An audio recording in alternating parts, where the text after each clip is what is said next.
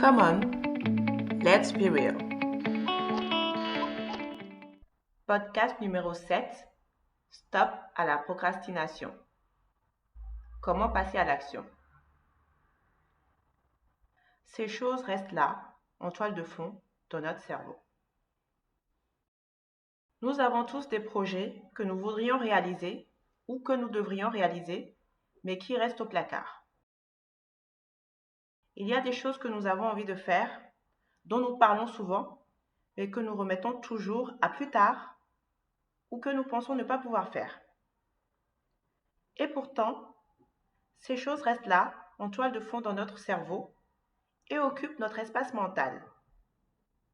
Ça en devient parfois une source de frustration ou de stress pour nous. Pour certains, ça peut être par exemple le projet d'entrepreneuriat qu'on veut lancer, mais pour lequel on ne se sent jamais prêt. Ça peut être aussi les vacances qu'on a envie de prendre depuis longtemps, mais pour lesquelles on dit ne pas avoir le temps, pour lesquelles on dit être trop occupé.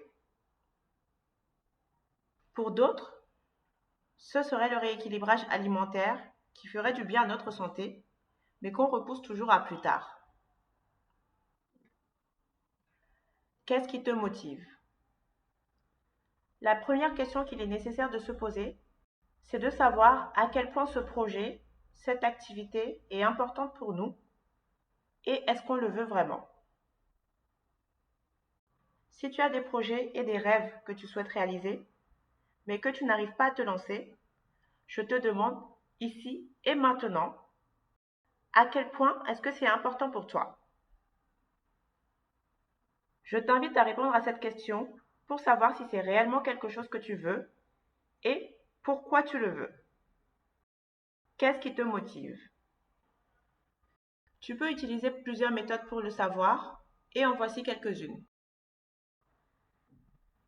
La première que je te propose, c'est les 5 niveaux de pourquoi.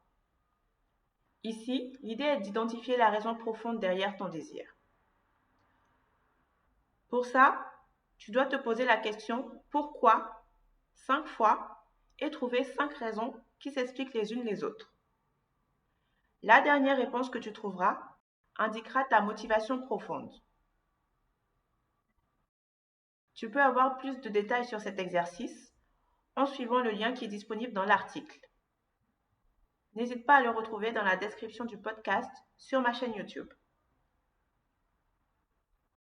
La deuxième option que je te propose, c'est l'évaluation des facteurs qui sont pour et des facteurs qui sont contre ton projet. Pour ça, tu peux prendre une feuille de papier que tu diviseras en 2 parties. Dans la première partie, tu pourras indiquer toutes les choses que tu gagnes à passer à l'action. Dans la deuxième partie, on va faire l'inverse. Tu vas indiquer tout ce que ça pourrait te coûter de passer à l'action. Une fois que ce travail sera fait, il t'appartiendra de déterminer ce qui est le plus important pour toi. Finalement, est-ce que ta raison profonde est suffisamment motivante pour toi et en accord avec tes valeurs? Est-ce que les bénéfices du fait de passer à l'action sont plus importants que les coûts que tu as identifiés? Si tu as répondu oui à ces questions, ta motivation devrait être un moteur pour que tu puisses passer à l'action. Il y a des excuses et des croyances qui bloquent ta route. Après, se pose également la question de tes excuses et de tes croyances limitantes. Tu te dis peut-être que tu es trop jeune ou trop âgé, qui sait, pour faire ce que tu as envie de faire. Peut-être que tu penses que le fait d'avoir une famille est un frein à ton projet d'entrepreneuriat. Il se peut aussi que tu te dises que tu ne peux pas prendre de vacances parce que tu n'as pas le temps et que tout risque de s'écrouler si tu t'arrêtes. C'est souvent le cas pour les managers et les dirigeants d'entreprise qui se pensent indispensables. Mais la vérité, c'est que parfois on s'arrête malgré nous. Parce qu'on tombe malade par exemple. Et dans tous les cas, la vie continue. Tu te dis peut-être que faire attention à ce que tu manges veut dire que tu ne peux pas manger les choses que tu aimes et que c'est trop dur. Quelle que soit ta situation, je suis sûre qu'il y a des excuses et des croyances qui bloquent ta route et t'empêchent d'avancer. Tous ceux qui sont autour de toi sont des humains comme toi. L'une des excuses les plus courantes et les mieux partagées est la peur du regard de l'autre, la peur du qu'en dira-t-on ou l'envie de plaire à tout prix. Ça, c'est pour tous ceux d'entre nous qui font le choix de laisser leur pouvoir à autrui. Pour tous ceux qui se disent qu'ils préfèrent privilégier l'avis des autres au détriment du leur. C'est pour tous ceux qui ont décidé de faire confiance à tout le monde, sauf à eux-mêmes. Cette peur est paralysante et elle nous empêche de vivre. J'en sais quelque chose parce que j'ai souvent essayé de rentrer dans le moule. Mais la réalité, c'est qu'il n'a pas été taillé pour moi. Alors, j'ai choisi de ne pas être estropié. Ce n'est pas simple tous les jours, mais j'ai choisi de me faire confiance en priorité et je t'y invite aussi. Tous ceux qui sont autour de toi sont des humains comme toi et font des erreurs comme toi. Ils ne sont pas meilleurs que toi. Ils ont peut-être plus d'expérience ou de connaissances sur certains sujets, mais ça ne veut pas dire qu'ils ont la réponse juste pour toi. Tu peux les écouter et tu restes libre de décider de ce qui te sert et de ce qui est pertinent pour toi dans ce qu'ils ont à partager. Alors, sois ton propre guide, sois ta propre boussole et ne te laisse pas arrêter par l'avis des autres.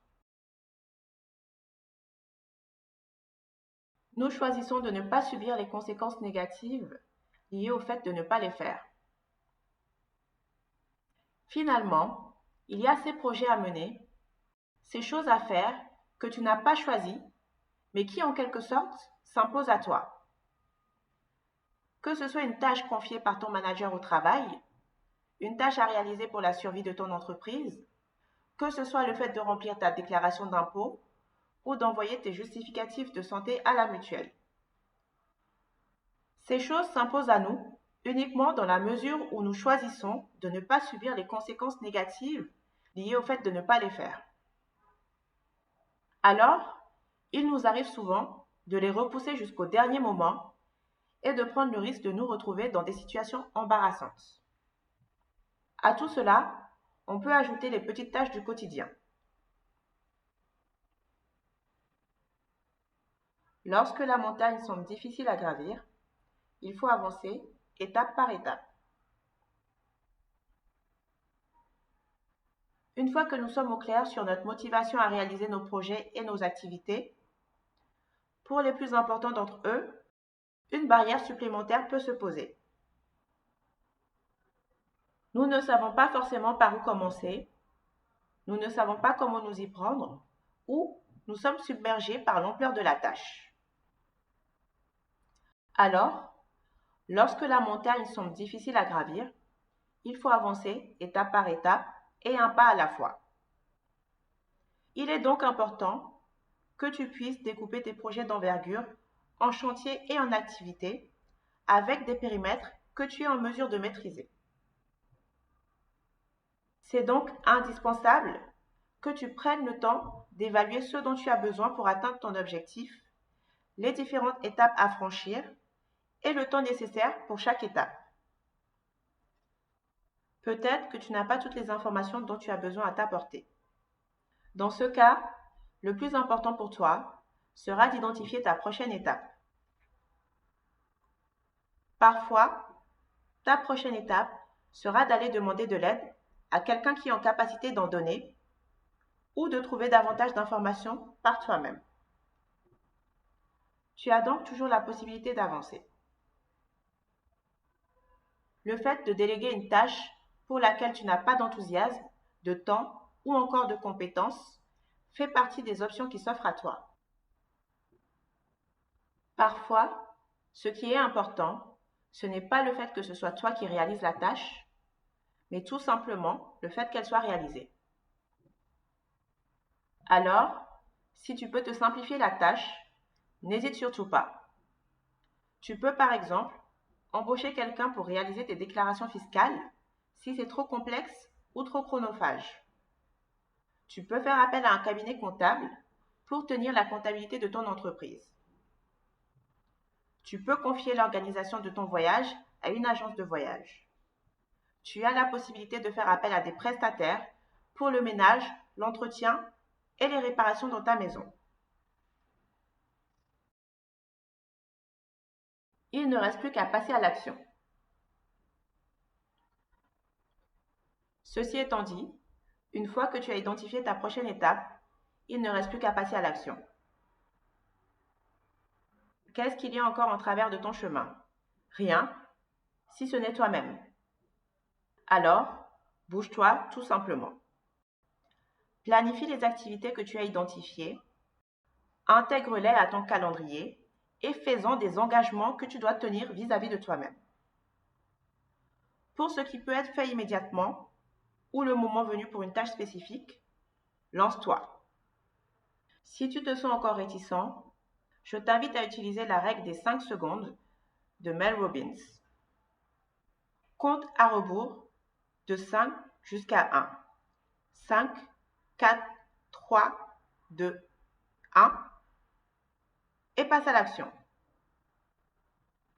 C'est comme si tu étais en train de te lancer pour une course ou de lancer une fusée. Après le chiffre 1, il faut que quelque chose se passe. Ton cerveau est programmé comme ça. Il ne reste que l'action et c'est efficace.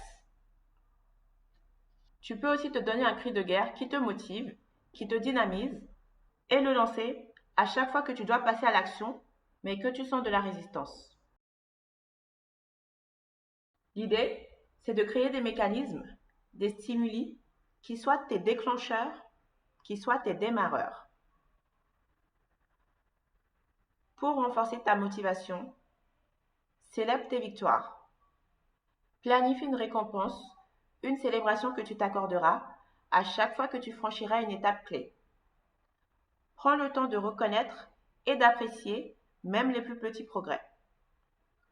Ces célébrations pourront être autant d'éléments supplémentaires que tu auras hâte de voir se réaliser et te donneront l'énergie nécessaire pour attaquer les prochaines étapes car elles te feront du bien et te permettront de prendre conscience du chemin parcouru jusque-là.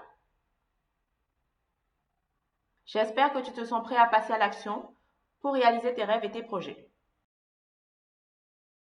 Et hop, on y va. À très bientôt et surtout, n'hésite pas à commenter ce podcast pour me dire ce que tu en penses, où tu en es, quels problèmes tu peux rencontrer par rapport au sujet abordé. N'oublie pas aussi de partager avec ta communauté pour qu'elle puisse aussi en bénéficier et à mettre un petit like pour que plus de gens puissent avoir accès à ce contenu. Au revoir.